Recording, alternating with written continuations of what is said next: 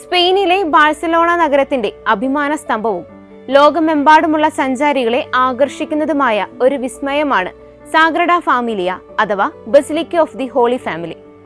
1882 നിർമ്മാണം ആരംഭിച്ച ഈ ദേവാലയം ഒരു നൂറ്റാണ്ടിലധികം നീണ്ട പ്രയത്നത്തിനൊടുവിൽ ലോകത്തിലെ ഏറ്റവും ഉയരം കൂടിയ കത്തോലിക്ക പള്ളിയായി മാറാൻ ഒരുങ്ങുകയാണ്.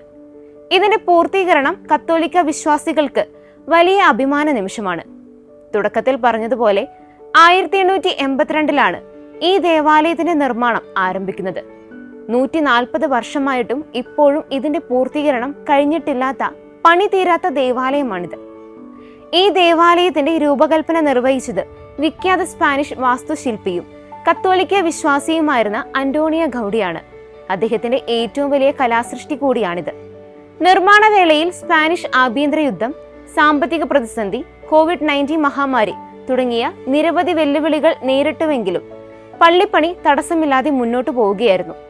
നിലവിൽ ഈ ദേവാലയം യുനെസ്കോയുടെ ലോക പൈതൃക കേന്ദ്രം കൂടിയാണ്.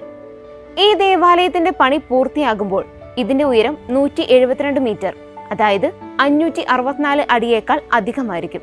ഇതോടെ കത്തോലിക്ക ദേവാലയങ്ങളുടെ കൂട്ടത്തിൽ ഇത് ഒന്നാമതെത്തും. നിലവിൽ ഏറ്റവും ഉയരം കൂടിയ കത്തോലിക്ക പള്ളി ഐവേറിയ കോസ്റ്റിയ basilica of our lady of പീസയാണ്. അതിന് ഉയരം 158 മീറ്റർ ആണ്. ഈ ദേവാലയത്തെ മറികടന്നാണ് സാഗ്രഡ ഫാമിലിയ ഉയർന്നു വരുന്നത്. കത്തോലിക്ക പള്ളികൾ മാത്രമല്ല, ലോകത്തിലെ ഏതൊരു മതവിഭാഗത്തിലുള്ള ദേവാലയങ്ങൾ എടുത്താലും ജർമ്മനിയിലെ ഉൽമർ മിസ്റ്ററിനേക്കാൾ ഉയരം കൂടിയ പള്ളിയായി സാഗ്രഡ ഫാമിലിയ മാറും. പള്ളിയുടെ കേന്ദ്ര ഗോപുരത്തിന്റെ പ്രധാന ഭാഗങ്ങൾ പൂർത്തിയായി കഴിഞ്ഞു. ഗോപുരത്തിനു മുകളിൽ സ്ഥാപിക്കാനുള്ള കുരിശിന്റെ നിർമ്മാണമാണ് ഇപ്പോൾ പ്രധാനമായി നടക്കുന്നത്. 7 വലിയ കഷ്ണങ്ങൾ കൂട്ടിച്ചേർത്താണ് ഈ കുരിശ് നിർമ്മിക്കുന്നത്.